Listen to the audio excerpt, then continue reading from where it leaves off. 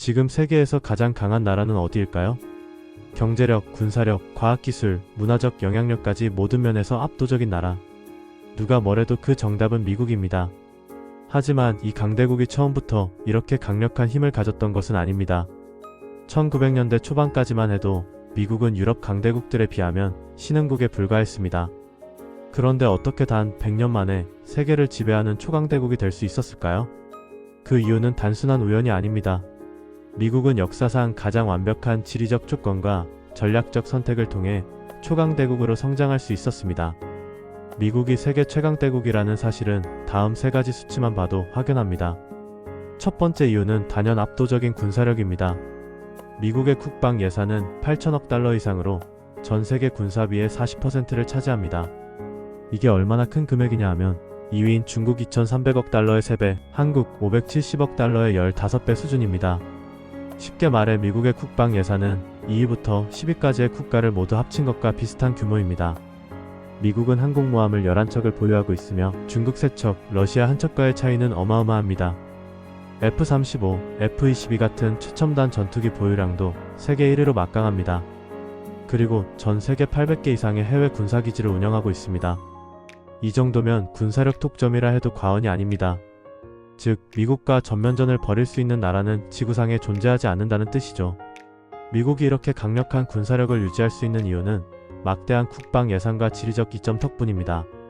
미국 본토는 태평양과 대서양으로 둘러싸여 있어 외부의 침략이 거의 불가능하기 때문에 다른 나라와 달리 방어 비용보다 공격 비용에 더 많은 투자를 할 수 있는 나라입니다. 미국은 전 세계 GDP의 25%를 차지하는 경제대국입니다. 즉, 지구에서 생산되는 모든 재화와 서비스 중 4분의 1이 미국에서 만들어진다는 뜻이죠. 미국은 여전히 세계 경제 1위를 유지하고 있습니다. 2025년 기준 GDP는 약 30조 3,300억 달러로 예상되는데요. 쉽게 말해 미국 혼자서 경제를 굴리는 힘이 어마어마하다는 거죠. 2위 중국의 GDP는 약 19조 5,300억 달러, 3위 일본은 약 4조 3,800억 달러 수준인데요. 흥미로운 점은 미국의 경제 규모가 중국과 일본을 합친 것보다 크다는 점입니다. 즉, 미국 한 나라가 두 나라의 경제를 모두 합친 것보다 더 큰 부를 창출하고 있다는 뜻이죠. 단순히 규모만 큰 것이 아니라 경제 구조 자체가 가장 강력한 형태입니다. 미국 경제를 떠받치는 핵심 요소는 금융, 기술, 에너지, 농업 4가지입니다. 뉴욕 월스트리트는 글로벌 금융시장의 심장부로 전 세계 자금이 이곳을 중심으로 움직입니다. 투자은행과 헤지펀드, 대형 금융기관들이 몰려있어 경제 흐름을 주도하는 곳이죠. 그리고 또 애플, 구글, 마이크로소프트 같은 IT 공룡 기업들이 미국에 본사를 두고 있습니다. 실리콘밸리는 세계 최고의 엔지니어들과 기업가들이 모여 혁신을 창출하는 중심지입니다. 또 나라는 에너지의 존재도 중요합니다. 미국은 셰일가스를 기반으로 에너지 독립을 달성했습니다. 중동산 원유에 의존하는 많은 나라와 달리 미국은 자체적으로 생산한 석유와 가스를 활용해 안정적인 에너지 공급망을 구축하고 있습니다. 미국 중서부는 세계에서 가장 생산량이 많은 곡창지대입니다. 밀과 옥수수를 비롯해 각종 농산물이 대량 생산되며 전 세계 식량 시장을 움직이는 핵심 공급처 역할을 하고 있습니다. 이런 다양한 경제 구조 덕분에 미국은 세계 경제가 흔들려도 가장 빠르게 회복할 수 있는 나라입니다. 세 번째 이유는 세계에서 가장 많은 이민자들이 찾는 나라라는 점입니다. 미국은 단순히 강한 경제력과 군사력만으로 성장한 나라가 아닙니다. 가장 큰 힘은 바로 이민자들이 만들어낸 국가라는 점이죠. 미국은 단순한 국가가 아니라 세계 각지에서 온 사람들이 새로운 기회를 찾아 모이는 거대한 이민자의 나라입니다. 무려 매년 100만 명 이상의 이민자가 미국으로 유입되고 있습니다. 이민자들은 노동력뿐만 아니라 혁신, 창업, 연구 개발에서도 큰 역할을 합니다. 실리콘밸리는 세계 최고의 엔지니어와 기업가들이 모여 혁신을 창출하는 곳이죠. 예를 들어 스티브 잡스는 애플을 창업하며 스마트폰 혁명을 이끌었고, 일론 머스크는 테슬라와 스페이스X로 미래의 모빌리티와 우주산업을 개척하고 있습니다.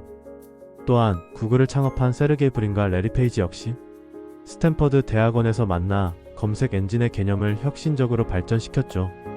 꿈을 이루는 곳이라는 이미지 덕분에 세계적인 인재들이 미국을 선택합니다. 미국은 창업과 혁신의 중심지입니다.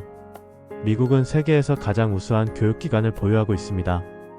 MIT와 스탠퍼드는 기술과 공학의 중심지이며 하버드는 인문학과 경제학, 법학에서 세계 최고 수준을 자랑합니다. 예를 들어 페이스북의 창업자 마크 저커버그는 하버드에서 소셜 네트워크의 개념을 발전시켰고, 아마존의 제프 베이조스는 프린스턴 대학에서 컴퓨터 공학과 전자공학을 전공한 후 세계 최대의 전자상거래 기업을 창립했습니다. 이러한 학교들을 졸업한 인재들이 경제, 과학, 군사, 정치 모든 분야에서 미국을 이끄는 핵심 인력으로 성장하고 있습니다. 알베르트 아인슈타인은 독일에서 태어나 상대성 이론을 발표한 천재 과학자이며 결국 미국으로 건너와 연구를 이어갔고, 그의 업적은 현대 물리학을 뒤바꿔 놓았습니다. 미국은 세계에서 가장 뛰어난 인재들을 빨아들이는 나라입니다. 심지어 미국 국방부에서 일하는 과학자 중 40% 이상이 이민자 출신입니다. 즉, 미국은 외부의 인재를 활용하는 능력에서 다른 나라들을 압도하고 있습니다. 미국은 동쪽은 대서양, 서쪽은 태평양으로 둘러싸여 있습니다. 이게 왜 중요할까요? 역사적으로 가장 강한 나라들은 언제나 방어력이 뛰어난 나라였습니다. 로마 제국은 강력한 군사력을 가졌지만 사방에서 침략을 받아 결국 무너졌죠. 하지만 미국은 두 개의 거대한 대양이 천연 요새 역할을 하면서 외부 침략을 완벽하게 차단해줍니다. 1차, 2차 세계대전이 벌어졌을 때 유럽과 아시아는 전장으로 초토화되었지만 미국은 거의 피해를 입지 않았습니다. 왜일까요?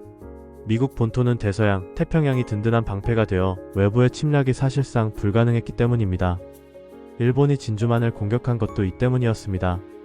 미국 본토를 직접 공격할 수 없었기 때문에 하와이의 해군 기지를 목표로 삼았던 것이죠. 하지만 그 결과는 오히려 미국을 더 강하게 만들었습니다. 미국은 전쟁에 본격적으로 참전하면서 경제와 군사력을 폭발적으로 키울 수 있었고, 결과적으로 세계 최강국으로 도약하는 계기가 되었습니다. 다른 나라들이 전쟁으로 국토가 파괴되고 재건에 많은 시간을 쏟을 때 미국은 오히려 군사력을 확장하고 전 세계의 경제와 안보를 지배할 기반을 다질 수 있었던 것입니다. 즉, 미국은 피를 흘리지 않고 세계 패권을 장악할 수 있었던 나라였던 거죠. 미국은 국토 면적이 한반도의 100배에 달합니다. 이 거대한 땅에는 전 세계 모든 기후와 자원이 존재합니다. 중서부 평원은 그야말로 세계에서 가장 중요한 곡창지대입니다. 밀과 옥수수를 어마어마하게 생산하는데 그 규모가 미국 내 수요를 넘어 전 세계로 수출될 정도죠. 이 지역 덕분에 미국은 식량 자급자족은 물론이고 글로벌 농업 시장에서도 강력한 영향력을 행사할 수 있습니다. 서부 캘리포니아는 단순히 영화와 IT 산업의 중심지가 아닙니다. 이곳은 기후가 온화하고 비옥한 땅이 많아 과일과 와인 산업이 번성하고 있습니다. 와인하면 프랑스나 이탈리아를 떠올리지만 캘리포니아의 나파밸리는 세계적으로 인정받는 와인 생산지 중 하나입니다. 또한 실리콘밸리가 자리 잡고 있어 애플, 구글, 테슬라 같은 혁신적인 기업들이 탄생한 곳이기도 합니다. 남부 텍사스는 미국 에너지 산업의 심장부입니다.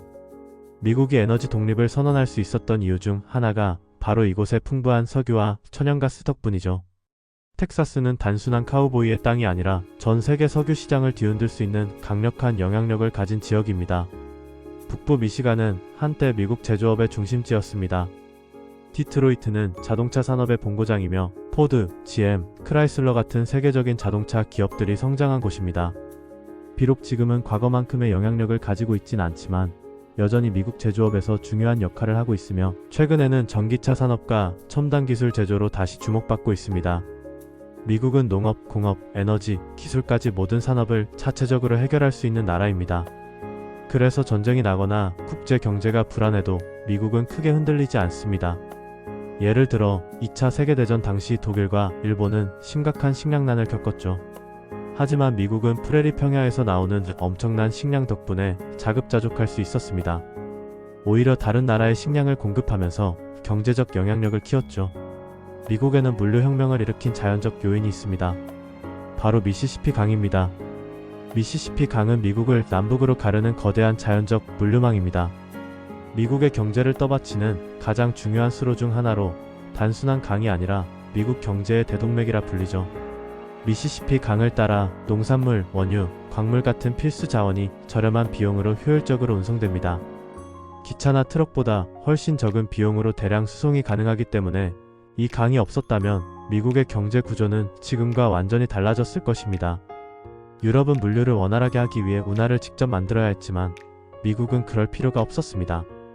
미시시피 강이 자연적인 운하 역할을 해주면서 미국은 태어나면서부터 최적의 물류 인프라를 갖춘 국가였던 셈입니다. 즉, 미국은 수출과 내수를 동시에 성장시킬 수 있는 완벽한 경제 구조를 가졌습니다. 이런 지리적 이점 덕분에 전 세계에서 가장 강력한 경제 시스템을 구축할 수 있었던 거죠. 미국이 이렇게 완벽한 환경을 가졌다면 왜 원주민들은 강력한 문명을 이루지 못했을까요? 문명이 발전하려면 안정적인 농업과 가축화된 동물이 필수입니다. 유럽과 아시아는 밀과 보리 같은 영양가 높은 작물을 재배했지만 북아메리카 원주민들은 사냥과 채집에 의존했습니다. 또한 유럽에는 소, 말, 돼지, 양 같은 가축이 있었지만 북아메리카에는 길들일 만한 동물이 거의 없었습니다. 예를 들어 들소는 덩치가 크고 성질이 사나워 가축화가 불가능했죠. 이 차이가 결국 유럽과 아메리카 문명의 발전 속도를 완전히 갈라놓았습니다. 그리고 병균이나 면역력의 차이가 크게 작용했습니다. 유럽인들은 가축과 함께 생활하며 자연스럽게 병균에 대한 면역력을 키웠습니다. 반면 원주민들은 유럽에서 넘어온 천연두, 홍역, 독감 같은 병의 속수무책이었습니다. 결국 원주민들은 유럽의 총과 칼이 아니라 보이지 않는 병균에 의해 대규모로 사망했습니다. 이렇게 유럽이 이미 발전된 문명의 패키지를 갖춘 상태에서 아메리카를 점령하면서 미국이라는 새로운 초강대국이 탄생하게 된 것입니다. 이렇듯 최적의 조건을 가진 미국입니다. 앞으로도 미국의 패권이 계속될 수 있을까요? 아니면 다른 강대국들이 도전하게 될까요? 여러분은 미국이 초강대국이 될 수 있었던 가장 큰 이유가 무엇이라고 생각하시나요? 댓글로 여러분의 의견을 남겨주세요. 이 영상이 유익하셨다면 좋아요, 구독, 알림 설정 부탁드립니다.